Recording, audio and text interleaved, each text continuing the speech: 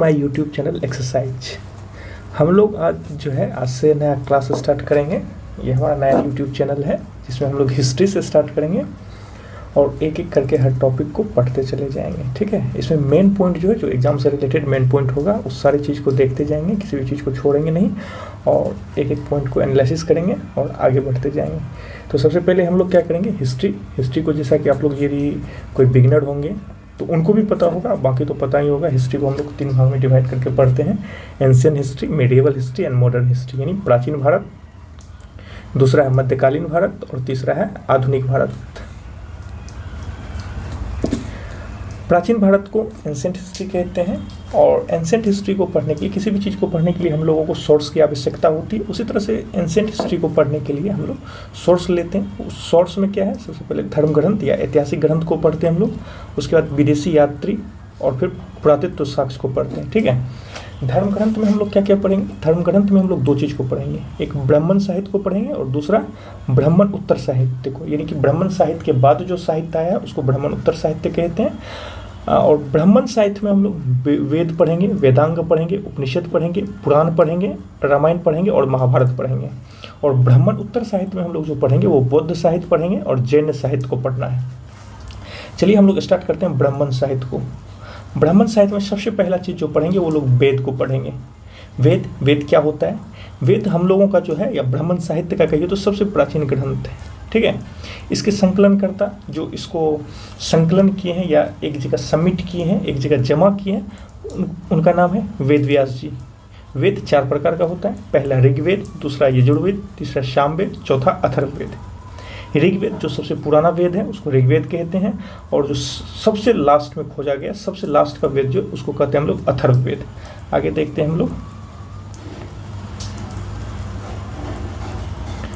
अब ऋग्वेद को स्टार्ट करते हैं। ऋग्वेद क्या है इसके बारे में हम लोग जानने का कोशिश करते हैं। ऋग्वेद में जो है जितना भी हम लोगों का देवी देवता होता है उनके मंत्रों का संग्रह है, कौन से देवी देवताओं को कौन सा मंत्र से आह्वान किया जाता है उसका संग्रह किया गया है।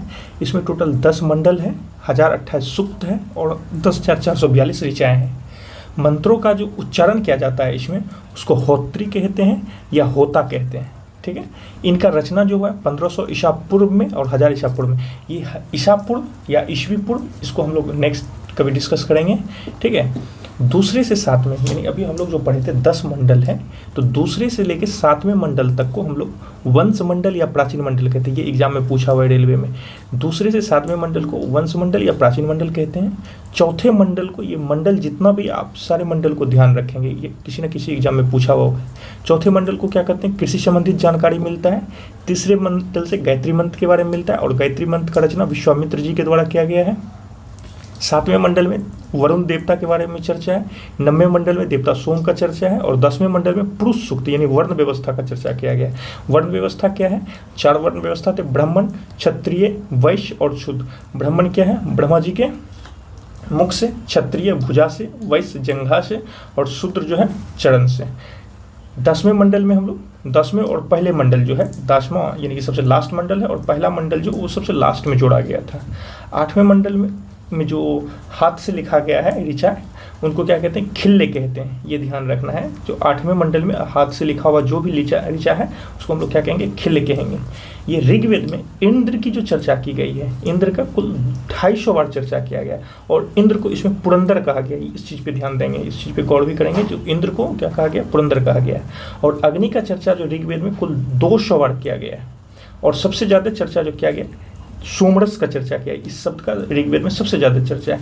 यमुना का 3 बार चर्चा है और गंगा का 1 बार चर्चा है। इस चीज़ पे थोड़ा, ये ज़्यादा इंपॉर्टेंट नहीं है लेकिन फिर भी थोड़ा सा ध्यान देंगे बस, लेकिन ये चीज़ इंपॉर्टेंट है। इंद्र का चर्चा 250 बार किया गया, अग्नि का चर्चा 200 बार किया गया और इंद्र को पुरंदर कहा गया। ये इंपॉर्टेंट है और ये भी इंपॉर्टेंट है। 8वें मंडल के हस्तलिखित ऋचाओं को खिल्ले कहते हैं, ये देख लीजिएगा। दूसरे मंडल से 7वें मंडल को वंश मंडल या प्राचीन मंडल कहते हैं। चौथे मंडल में कृषि से संबंधित जानकारी मिलता है। तीसरे मंडल में विश्वामित्र द्वारा रचित गायत्री मंत्र का चर्चा है। 7वें मंडल में वरुण देवता का चर्चा है और 9वें मंडल में देवता सोम का चर्चा है। ये इंपॉर्टेंट है, इस पर ध्यान दीजिएगा। उसके बाद हम लोग आगे बढ़ते हैं। इसमें और जो जानकारी मिलता है, आर्यों का और वामना अवतार का चर्चा है इसमें। ठीक है, जो आर्यों का जो हम लोगों के इतिहास पढ़ते हैं इसी में चर्चा है, ऋग्वेद में ही। और वामना अवतार, विष्णु का जो है वामना अवतार, इसका चर्चा इसी में है। ऋग्वेद का जो ब्राह्मण ग्रंथ है उसको ऐत्रेय कहते हैं। तृतीय में जो है जनपद और राजसु यज्ञ का चर्चा किया गया है। और दूसरा जो है ब्राह्मण ग्रंथ कोशितकी है। और ऋग्वेद का उपवेद जो होता है उसको आयुर्वेद कहते हैं। आज हम लोग ऋग्वेद का चर्चा किए हैं, अब हम लोग इस टॉपिक को यही लास्ट करेंगे।